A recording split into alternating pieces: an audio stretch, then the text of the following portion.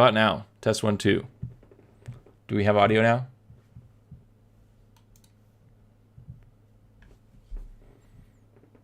Peter, Tanya, Mark. Too loud, too soft. Something, nothing.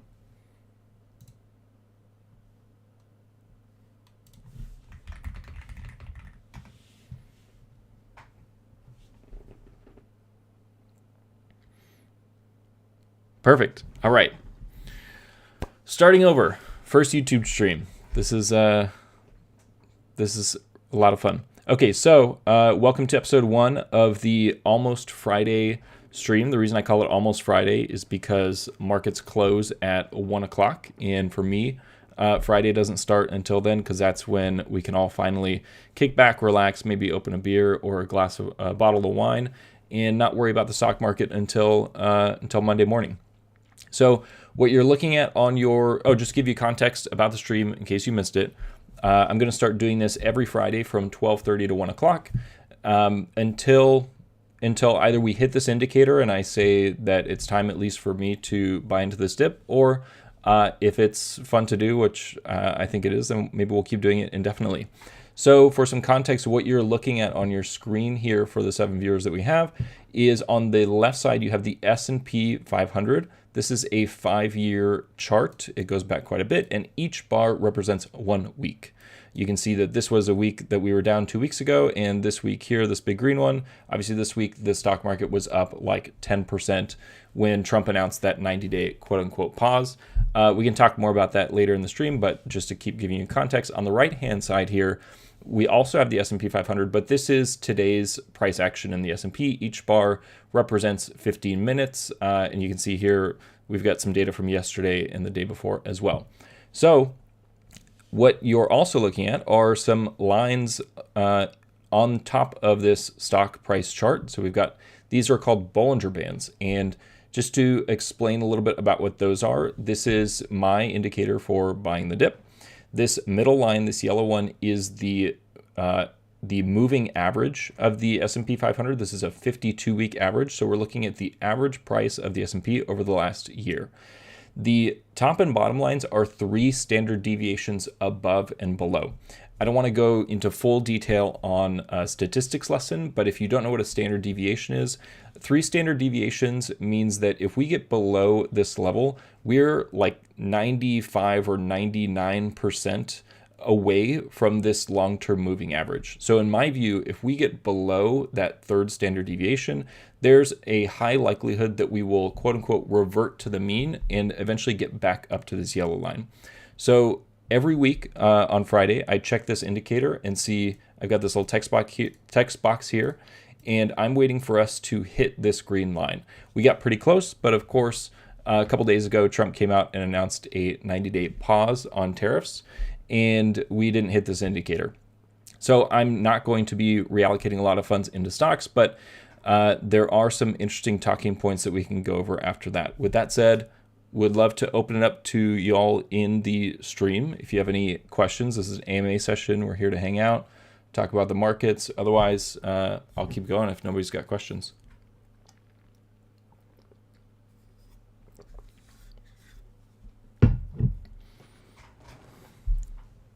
I almost feel like I should add some music too, you know?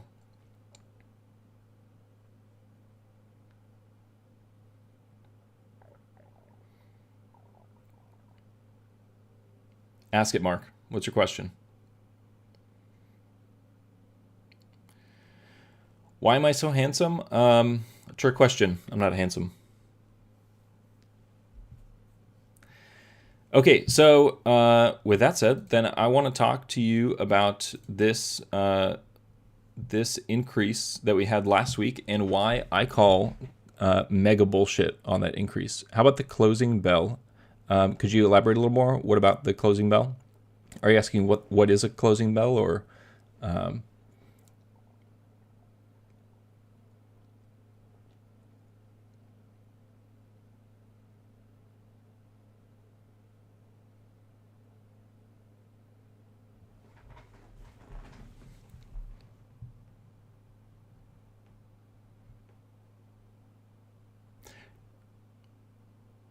Oh, that would be cool for my sounds. Yeah.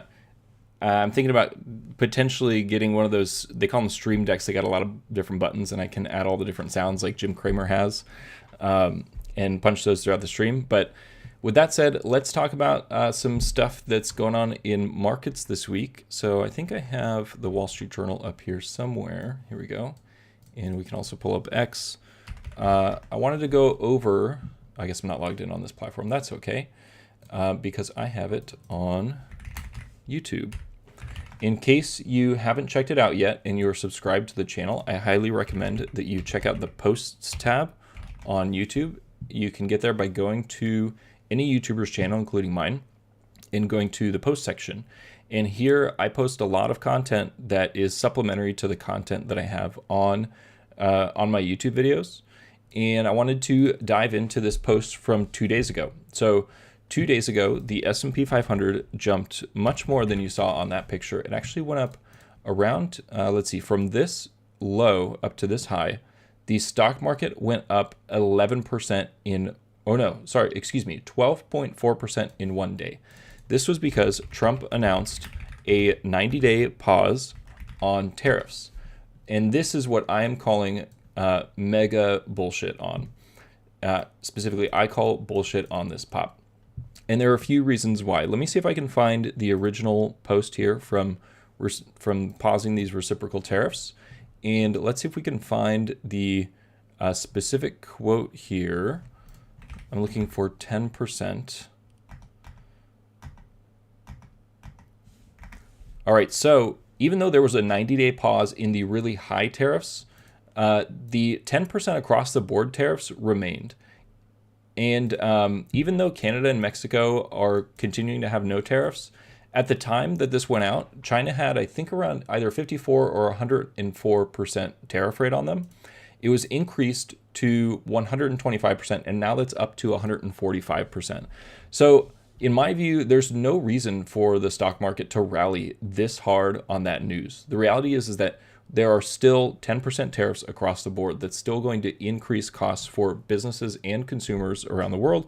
And one of our biggest trading partners, China, we are engaging in a full-out trade war. So there's no reason that stocks should rally 12% on that, in my view. Of course, the next day we traded down from there. And there's another data point that I want to share with you as well. That's not the first time, even though it may feel like the first time, that's not the first time in history that the stock market has rallied that much in 1 day. And it's going to be difficult to show you here because I don't have the daily data points for the S&P 500, but I can show you at least visually. There was a time during the 2000 dot-com crash and the 2008-2009 crash where the stock market did rally just like that, over 10% in 1 day. And that was approximately here for the 2000 crash, and that was approximately here or maybe down here for the 2008 Great Recession. And the stock market continued to fade lower by another 15 to 20% from there. So between that data point, as well as everything I outlined here, in that there isn't a true pause in tariffs, tariffs are still in place, they're still 10% across the board, and we're continuing to escalate with China. That is why I call quote unquote bullshit on this pop. And I think that we could fade a lot lower on across the board on all indexes, on all stocks. And that's why I'm continuing to wait for us to hit our special level down here, right here for the S&P 500. That's about 47.42. As you can see, we got close, but we came up when Trump announced this quote unquote 90-day pause. Masood, what are my thoughts on NVIDIA and QQQ? I personally think NVIDIA is overvalued. I know a lot of folks think that NVIDIA is the future of AI, that they've cornered the market in terms of hardware and GPU components for building, training, and serving AI models to consumers. A lot of folks will also point to their forward PE. They'll take a look at NVIDIA's stock and they'll say, look, NVIDIA's got a price to earnings ratio of 37. That's relatively cheap. If you look at the Shiller PE ratio for the whole S&P 500, then this one's around 32. NVIDIA is quote unquote not that much more expensive on a price to earnings basis compared to the S&P 500. But you're making the assumption here, if you agree with that, you're making the assumption here that earnings are not going to go down for NVIDIA. And there are a few reasons that NVIDIA's earnings could go down, which would bring their stock price back down even further. They're already down 20% year to date. Those include tariffs. Those include this global trade war that we have with our trading partners. NVIDIA has massive supply chains that are at risk to these tariffs. And then additionally, it's unclear how much value AI is really going to provide for the investment. Right now, a lot of big companies are investing a lot of money into AI chips from companies like NVIDIA. They're not really making a lot of revenue from the AI infrastructure that they've built so far. So we could get to a place where the investment just doesn't pay off and these companies start divesting away from NVIDIA, demand lowers, and then this price earnings ratio, without price changing at all, earnings goes down, then this goes to 50, it goes to 75, it goes to 100, and when it gets that overvalued, then of course it would sell off even further. So I would say, in my view, that's a base case. In terms of a bull case, I don't even see any price appreciation, at least in my perspective, in NVIDIA over the next, I would say, 5 years or so. I think we're just going to stay within this general range. I think, the time to buy NVIDIA was here. This was the time to buy NVIDIA. If you're asking what are my thoughts on NVIDIA here, I just think there are better investments in the market. Masood, to go back to your question on QQQ, it's a similar story, and it's going to be a similar story to what I think about the S&P 500. We can plug QQQ into, and for those that don't know, QQQ is the ETF that tracks the NASDAQ 100, which is an index of 100 large cap companies in the United States with a bias towards tech. So it's often more volatile than the S&P 500, which can lead to higher returns, but also lower performance. So if I look at QQQ using the same indicator, the indicator works, in my view, just as well for QQQ. So if you want to take on more risk than you would with the S&P 500, if you believe in tech stocks long term, then I think QQQ could be fine. I just would not, if you have money to invest today and you have a long-term horizon, it's a fine investment. If you're looking to potentially time this market, I know time in the market is more important than timing the market, but we're in a unique situation where we could get to a level where it would make sense to really invest in stocks in a big way. Then I would wait for this level. At least that's what I'm doing in my portfolio. All right, that's about everything I had on my list to cover so far. We are now up to 8 viewers. Welcome, everyone. In case you missed it, this is a weekly stream that I'm going to be doing from 12:30 to 1 o'clock every Friday, going into the market close, answering any questions you have related to finance and investing, talking about my investment strategy that I'm using right now. And yeah, welcome to the stream. Let me know if you have any questions, and thanks for joining. Masood, happy to oblige. Mark, a wise man once told me timing the market over timing the market. That was me. I was that wise man.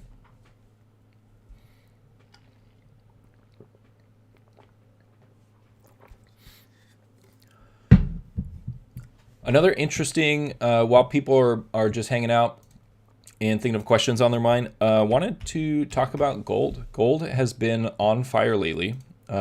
If you look at this chart, we're up 6.8% just in the past 5 days, and we're up 21.38% year to date. And can you see that okay? Yeah, there's a little bit of a delay on my end, but that's okay. And so this is near and dear to my heart because for those of you that are longtime followers or follow the newsletter, you'll remember that I talked about gold. Where do we have it here? Can I search my newsletters? We talked about gold all the way back to, I think, June 2024. Here we go. Consider locking in those gains, selling, diversifying into more stable asset classes such as fixed income, gold, and real estate. So this is me tooting my own horn a little bit. If you're not signed up to the newsletter, go to briandean.com and you can sign up for free. Unlike other creators online, I give you actual ideas that you can action on in your portfolio, as opposed to just pontificating and saying it's complicated and make the best decision for yourself, which is also true. But I want to give you my own opinion as someone with some experience in the market and so on and so forth. So this was June. Let's see what gold has done since June of 2024. Let's just go. What was this? Do we have an exact date here? June 2nd, 2024. So from that newsletter on June 3rd, 2024, gold is up 37%. That's pretty pretty great. And then I'm sure the S&P 500 is up over the same period, right? June here, 1%. Yeah, looks pretty good. Mauricio, once it hits the Bollinger indicator you're following, do you reallocate at that moment, or do we have days to make the move? Good question. So I think everyone in this, just in case you don't have context, what Mauricio is referring to are these Bollinger Bands. They're the three lines here, red, yellow, and green. Excuse me, yellow is the 1 year average of the S&P 500, and green is 3 standard deviations below that, aka 99% away from the average, and then red is 99% away from the average, above the average versus below the average. So the strategy here is that if we get a week where the price closes below here, you'll see that this happened around this point in time. Actually, we need to pull back the S&P 500 because that was the NASDAQ index. So you'll see that here, this same indicator went off in June of 2022. And this level right here that you're looking at on my crosshairs, this is where this indicator would have signaled that it's time to buy into stocks. Of course, we went up and then a little back down a little bit lower, but over the long term, that has been a great entry point for stocks going forward. And so we're waiting for that to hit that same level again here. Obviously, we are not quite close yet, but Mauricio's question is, once we hit this level, what's our entry strategy? And I think this is a really interesting topic for anyone looking to action on any strategy, whether it's this one or a different one. How do you buy into that strategy? When your indicator goes off, do you go all in at once? Do you kind of piecemeal in? Are you risking buying too early? Are you risking not buying early enough and trying to piece your way in and then losing out on that gain if it starts to go above your indicator? And my response is, one, it's complicated, but two, I keep it as simple as possible. I go 100% into my target asset when this indicator hits, because if I start adding a human variable into my strategy, into this indicator, that starts to add emotion to it. And as you know, either from your own experience or as I can tell you from research and my own experience, adding any kind of emotion to a strategy like this creates inconsistent results. And when I'm investing for the long term, when I'm investing for my financial future, I want consistency over anything. I don't want my results to be reflective of my emotions. I want my results to be reflective of this indicator, of this strategy, which is not thinking, is not feeling, and for me has worked pretty much 10 times out of 10. That's not to say it'll work 100% in the future, but so to give you an answer to your question, Mauricio, I go 100% into stocks. Now, what does that look like depending on your portfolio? If I have a 50-50 portfolio split between stocks and bonds, then once we hit this indicator, I would consider going much more into stocks, maybe 70-30, maybe 80-20, maybe even 100-0, depending on my conviction level. And so, sorry, just seeing some text in the chat.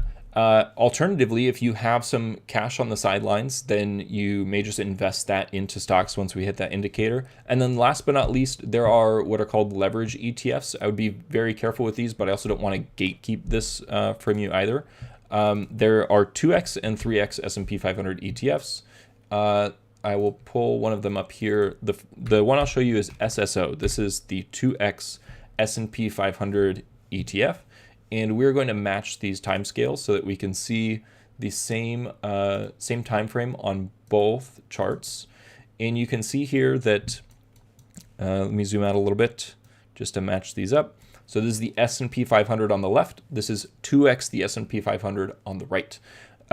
You can see that we hit this indicator here on the S&P 500 on June 13th, which matches here to June 13th on the 2x ETF.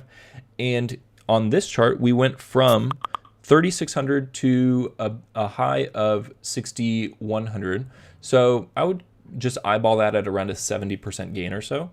Here, we went from a level of 42 to 100, which is about 150% gain, almost 2 times the gain, which kind of makes sense because this is a 2 times ETF. Of course, ETFs leverage ETFs are much more complicated than that. You can't just multiply the gain and the loss here you get by 2.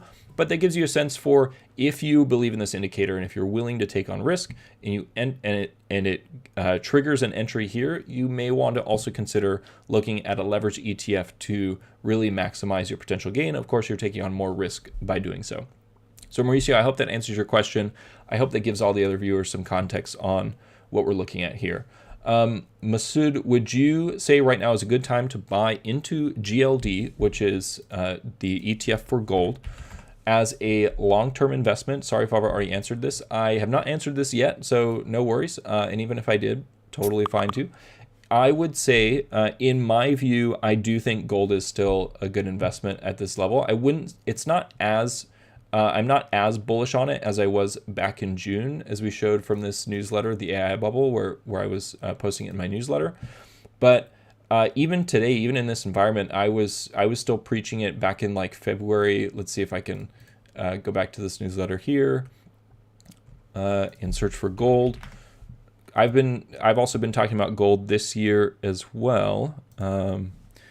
In December 2024, talking about 401ks. I think here, yep, common examples are bonds, gold, real estate, and cash. So yeah, I think in this environment, anytime you have elevated volatility, which we have right now, due to our global trade war, due to the administration that we have in place, gold is going to be a strong asset to have. Over the long term, it is not going to perform like stocks do. You can see that there are long stretches of time where gold is just fairly stagnant. And you can see that sometimes after these long bullish run-ups in gold, what's so funny is here we have a global recession here, and after this period, gold ran up. But then gold can stagnate sometimes for decades. So if I were looking at this chart, if I'm thinking, okay, there was a quick recession here in 2020, gold continued to run up from here about 15-16%. There was a recession here in 2008, and gold continued to run up to about 100%. And if we assume that that's any kind of indicator for today, let's say the recession started in like 2024, maybe like late 2024, and we just haven't called it yet. There could be some more upside to gold. I'm not as bullish. So I would probably go so far as to add, and this is what I've done for my own retirement account. I have about 10% of my retirement account in gold. Once we get to a point where I think it's time to reallocate more into stocks, at that point, I would take some of that gold exposure and roll it over into stocks, either in SPY, which is the one times S&P 500 ETF, or SSO, which is the 2 times levered S&P 500 ETF. Good question, Masud. And I hope I'm pronouncing your name correctly. I do apologize if I'm not.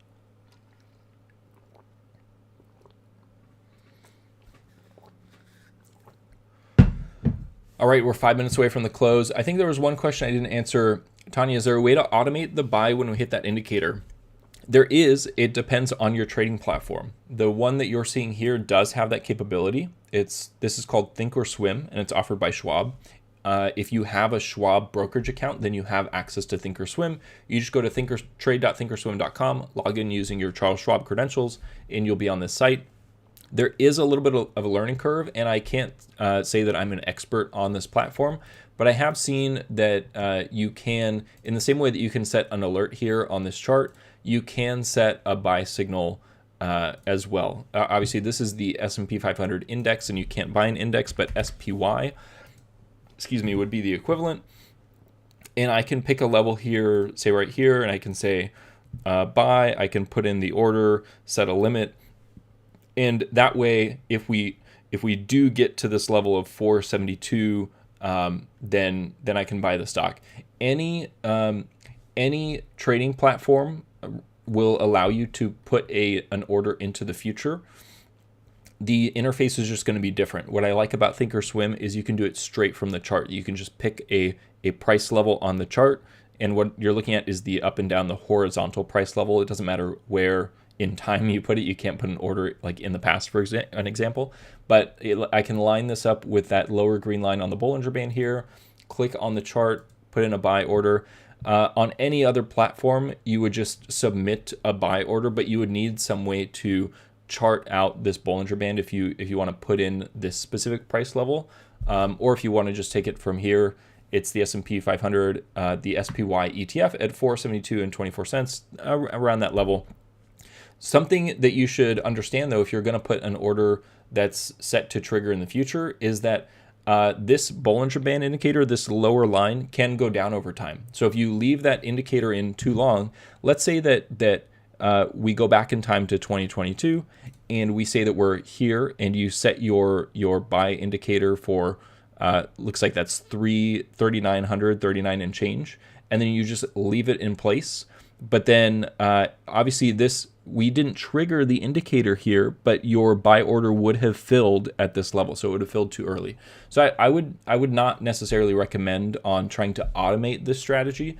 I would just come to the live stream every week, 12:30 to 1 on Fridays, and I'll show you the chart here. I'll let you know if I think it's a good time. And if you don't get in by the end of the trading day on Friday, it's not the end of the world. You could potentially wait for the same or lower price, or just get in Monday morning and go from there. Vladimir, thank you for the feedback. Thank you for following the channel. If you ever have any questions, feel free to ask them. If you want to see any specific content covered, we'd love to cover it in a future video. This is my first stream here on YouTube, and had a little bit of a hiccup at the beginning, but it's been really fun interacting with all of you. The market closes in 2 minutes. The S&P 500 is up 2%, which I find very interesting. And what I love most about this is one of the most interesting markets I've ever been involved in. I've been investing and trading in the market since 2012, so it's been around 12 or 13 years now since I started trading. I've done just about every type of investing and trading you can think of. Intraday trading, swing trading, trading on margin, more like long-term investing, gambling on penny stocks. I've made good amounts of money. I've lost good amounts of money.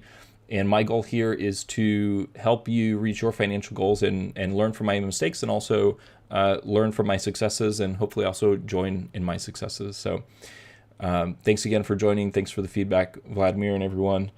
And we're about to close up here in 1 minute, but if you have any last minute questions or things you want to see covered, happy to do so.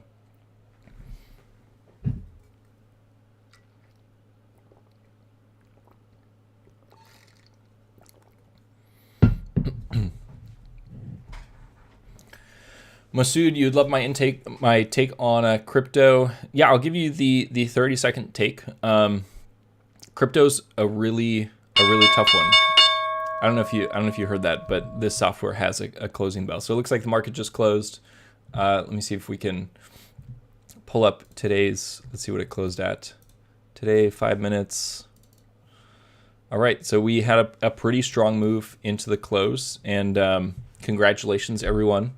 That's the end of a good trading week. Hopefully your accounts are relatively unscathed given all the volatility that we've had in the market.